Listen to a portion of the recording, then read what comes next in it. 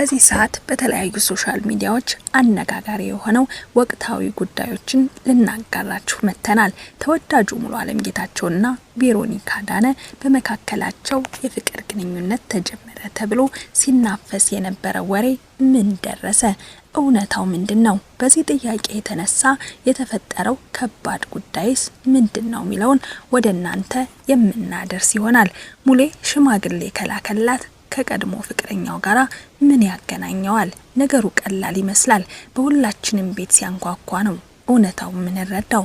ተወዳጁ ቲክቶከር ከኢትዮጵያ ተነስቶ አሜሪካ ለበጎ ስራ እንዳቀና የሚታወቅ ነው። ታዲያ አሜሪካ ከገባ በኋላ ግን ያልተጠበቁ ከባድ ፈተናዎች እያጋጠሙት ይገኛሉ። የጀመረው የበጎ ስራ ጭምር ሌላ ጥያቄ አስነስቷል። ያስነሳው ጥያቄ ምንድነው? ያስነሳው ውዝግብስ ምን ይመስላል? ይህንን ችግር ፈተው በምን አይነት መንገድ በጎ ስራውን አስቀጠሉት የሚለውን ጭምር ወደ እናንተ እናደርሳለን። ተወዳጁ የኪነ ጥበብ ሰው አርቲስት ሰራዊት ፍቅሬ ከሰሞኑ አንድ ከባድ ሀዘን ገጥሞታል። ያጋጠመው ሀዘን ምንድነው ሚለውን ዘርዘር አድርገን ወደ እናንተ የምናደርስ ይሆናል። ሰላም እንደምን አላችሁልን? በሀገር ውስጥም በውጭም ያላችሁ ውድ ቤተሰቦቻችን ቪዲዮን ላይክ፣ ሼር፣ ሰብስክራይብ በማድረግ የዘወትር ቤተሰብ ሁኑ። እንዲሁም የለቀቅናቸው ቪዲዮዎች በቀጥታ እንዲደርሳችሁ የደወል ምልክቷን በመጫን አብራችሁን እስከ ፍጻሜው ዝለቁ። ሰሞኑን በጣም ብዙ ሰዎች መነጋገሪያ ያደረጉት ጉዳይ አለ። የሙሉዓለምና የቬሮኒካ አዳነ ጉዳይ። በተለይም በቲክቶክ በኩል እስከ ቀጥታ ስርጭት የገቡ ሰዎችን እየተመለከትን ነበር። በእነሱ ጉዳይ ብዙ ነገሮችን ነው ያሉት። እናም ሁለቱ ወጣቶች የፍቅር ግንኙነት ጀምረዋል በሚልና ሙሉዓለም ቀደም ባለ ህይወቱ ላይ ከነበረው ነገር ጋር በማገናኘት ለሙሉዓለም ቀደም ላለ ህይወት ዋነኛ ተጠያቂ ቬሮኒካ ናት ወደሚሉ ድምዳሜዎች የሄዱት ሰዎችንም ስንመለከት ነበር። ለዚህ ነገር ያበቃቸው ምንድነው የሚለውን ከመመልከታችን በፊት ቀደም ወዳለው ታሪክ እንመለስ። ሙሌ እንደሚታወቀው በሚሰራቸው የፊልም ስራዎች በጣም ተወዳጅና ትወናው በጣም አስደናቂ ነው። ከዛ በተጨማሪ ደራሲ ነው፣ ዳይሬክተርም ነው። ብዙ የኪነ ጥበብ ስራዎች ማበርከትም የቻለ ወጣት ነው። እናም በግል ህይወቱ ትዳር መስርቶ ይኖርም ነበር። ቀደም ያለው የትዳር ህይወቱ በአንድም በሌላም ምክንያት መፍረሱ ከቅርብ ጊዜያት ወዲህ አንዲት ወጣት ጋር ይታይም ነበር። በተለያዩ መንገዶች ለሷ ያለውን ክብርም ለማሳየት ጥረት ያደርግ ነበር። ከዚያም ብዙ ሳይቆይ ሽምግልና ፕሮግራም ተከናወነ። ወደ ልጅቷ ቤተሰቦችም ሽምግልና ተላከ። ብዙም ሰዎች አዲስ የመጣውን የትዳር ህይወት ፈጣሪ ይባርክልህ ሲሉ መልካም ምኞታቸውን ሲገልጹለት ነበረም። ነገር ግን ያልተጠበቀ ነገር መስማት ተጀመረ። ከልጅቷ ጋር መለያየታቸውን የሚያሳዩ አንዳንድ ወሬዎች ሶሻል ሚዲያዎች ላይም መለቀቅ ጀመሩ። ታዲያ ወጣቷ ከሰሞኑን አንድ ቪዲዮ ሰርታም ነበር። በዚህ ቪዲዮ ላይ እንደተመለከትነው ስም አልጠቀሰችም።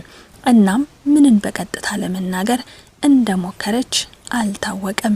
ነገር ግን ሀሳቧ ተነስተው ብዙ ሰዎች እነ ቬሮኒካን ነው ለመናገር የሞከረችው፣ እነሱ ላይ ነው ሀሳቧን ለማንሳት የሞከረችው፣ ቬሮኒካና ሙሉዓለም ላይ የሚል ድምዳሜ ውስጥ ነበር የገቡት ሀሳቦቹ። እንግዲህ ብዙ ሰዎች ጉዳዩን ከሙሌና ከቬሮኒካ ጋር ለማገናኘት ያሰቡት ምክንያት በዚህ ቪዲዮ ነው። የሙሌ ልደት ላይ ቬሮኒካና የተለያዩ አርቲስቶች ጓደኞቹ ተሰባስበው ልደቱን እያከበሩለት ኬክ እየቆረሰ ነው። በዚህ መሃል ይሄንን ያለፈ ቪዲዮ አምጥተው ሰሞኑን ይችኛዋ ወጣት ከተናገረችው ነገር ጋር በማገናኘት እንዲህ ያለ ክህደት ፈጽሞባታል፣ የፍቅር ግንኙነት ጀምረዋል ወደሚሉ ድምዳሜዎች አምጥተውታል ማለት ነው። ሌላው ብዙ ሰው የተወዘጋገበበት ይሄኛው ፎቶ ነው። በመግቢያችን ላይ ጠቀስ እንዳደረኩላችሁ ቬሮኒካና የሙሌ ግንኙነት ውሸት ከሆነ እነዚህ ፎቶዎች ምን ይሰራሉ የሚለው ጥያቄ የብዙሃኖች ጥያቄ ነው። በምን ምክንያት የመጡ ፎቶዎች ናቸው የሚለውን እነግራችኋለን። ይሄ ብቻ አይደለም። ቬሮኒካ በሙሌ ቪዲዮዎች ላይ ኮሜንቶችን ስታስቀምጥ ያንን ኮሜንት እየወሰዱ ሁለቱ በእርግጥም የፍቅር ግንኙነት ላይ ቢሆኑ ነው እንዲህ አይነት ግንኙነት ውስጥ የገቡት በማለት ያልተገቡ ወሬዎችን ማውራት ቀጠሉ። ነገር ግን እውነት ቬሮኒካና ሙሌ የፍቅር ግንኙነት አላቸውን የሚለው የብዙዎች ጥያቄም ነበረ። ቬሮኒካ አንድ ቪዲዮ ለቃም ነበር። ከዚህ ቪዲዮ ስር ላይ አንድ ሀሳብ ነበረ። የኔ ፍቅር ስወድሽ እኮ ግን የሚወራውን ፈራሁት። እውነት እንዳይሆን ጸልያለሁ። ባንቺ ትንሽ እንኳን ማዘን አልፈልግም። የኔ ቆንጆ እባክሽ ውሸት ነው በይኝ የሚል ነበር ኮሜንት ላይ የተቀመጠው። ያው ቬሮኒካን እንደምታውቁት በርካታ ወዳጆችና አድናቂዎች አሏት። እናም እነዚህ አድናቂዎቿ ደግሞ የተወራው እውነት ነገር ከሆነ ባንቺ እናዝናለን፣ ስለዚህ እውነት ነው ወይስ ውሸት ነው የሚል ቀጥተኛ ጥያቄ ነበር የተጠየቀችው። ቬሮኒካም እንዲህ ስትል ምላሿን ሰጥታለች። ውሸት ነው የሚል ሀሳቧን ነበር ያስቀመጠችው። የነዚህ ሁሉ ጥቅል መልስ የሚገኘው በዚህ ቪዲዮ ነው። እንደምትመለከቱት ከሙሌ ጋር ዲያሎግ ሲያረጉ ነው። ለማንኛውም በሙሌና በቬሮኒካ መካከል የፍቅር ግንኙነት አለ እየተባለ ጥያቄ እንዲነሳ ያደረገው ይሄ ስራቸው ነው። የፊልም ስራ ላይ ሳሉ የተነሱት ፎቶና በቅርቡ የሚወጣ ፊልም እየቀረጹ ነው የሰነባበቱት። እናም በቀረጻ መሃል ደግሞ እንደዚህ አይነት መሰል ፎቶዎችና ቪዲዮዎች ይወጣሉ። በመሃል በፊልሙ መካከል ጓደኝነት ይመጣል። በጓደኝነት መካከል ደግሞ እንዲህ አይነት ነገሮች ይከሰታሉ። ተወዳጁ ቲክቶከር አዶናይ ከኢትዮጵያ ተነስቶ ወደ አሜሪካ ሀገር ከሰሞኑ እንደተጓዘ እናስታውሳለን። በአሜሪካ ቆይታ የሚያደርገው ለ10 ቀናት እንደነበረም ተጠቁሞ ነበር። እዚያ ከደረሰ በኋላ ግን በርካታ ፈተናዎች ናቸው እየገጠሙት የሚገኙት።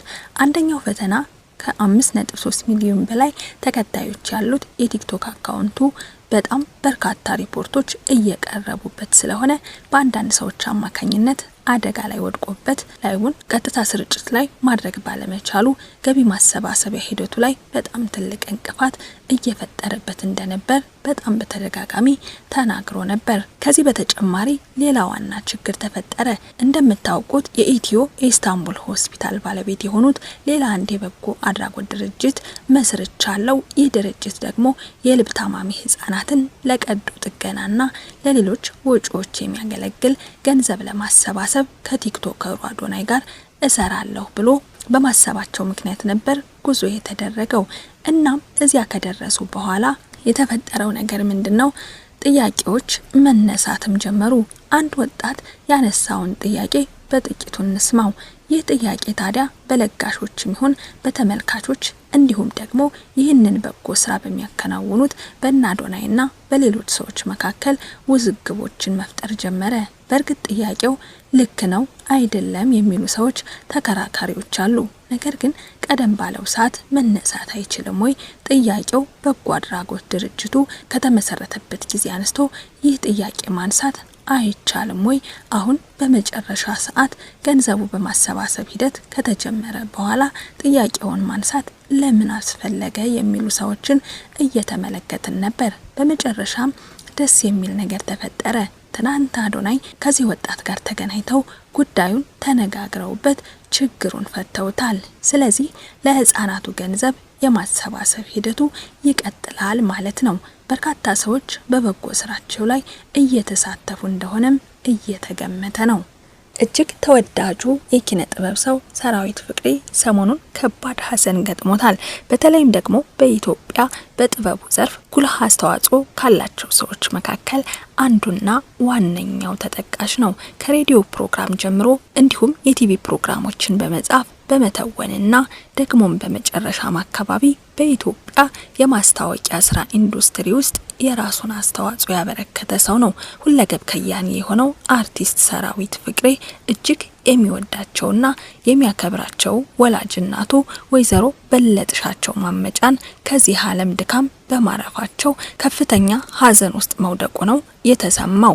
አንጋፋውና ተወዳጁ ሰራዊት ፍቅሬ ወላጅ እናቱን ወይዘሮ በለጥሻቸው ማመጫን ማጣቱ ትልቅ ሐዘን ውስጥ ከቶታል። በዚህም የተነሳ ወዳጆቹ፣ ጓደኞቹ እንዲሁም አድናቂዎቹ የማጽናኛ ቃል እየላኩለትም ይገኛሉ። እንግዲህ እናት ነች፣ የፍቅር ጥግ ማሳያም ነች። እናት የትዕግስት ምሳሌትም ነች።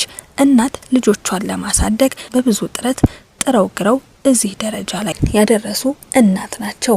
ወይዘሮ በለጥሻቸው ማመጫ ለረጅም ጊዜ አርቲስት ሰራዊት ፍቅሬን ጨምሮ እንዲሁም ደግሞ ሌሎች ለሀገር ለወገን የሚጠቅሙ ልጆችን አፍርተው ኮትኩተው ያሳደጉ ትልቅ እናት ናቸው። እናም ታዲያ እኒህ እናት ለሰራዊት ፍቅሬና ለወንድም ለእህቶቹ ብቻ ሳይሆን ለአካባቢው ሰውም ጭምር እናት ነበሩ። አርቲስት ሰራዊት ፍቅሬ የሚወዳቸው የሚያከብራቸው እናቱን ማጣቱን አስመልክቶ ብዙ ወዳጅ ዘመዶቹ እንዲሁም አድናቂዎቹ የማጽናኛ መልእክት እያደረሱት ይገኛሉ። እናም እኛም ሰራዊት ፍቅሬን እግዚአብሔር ያጽናህ ልንለው እንወዳለን።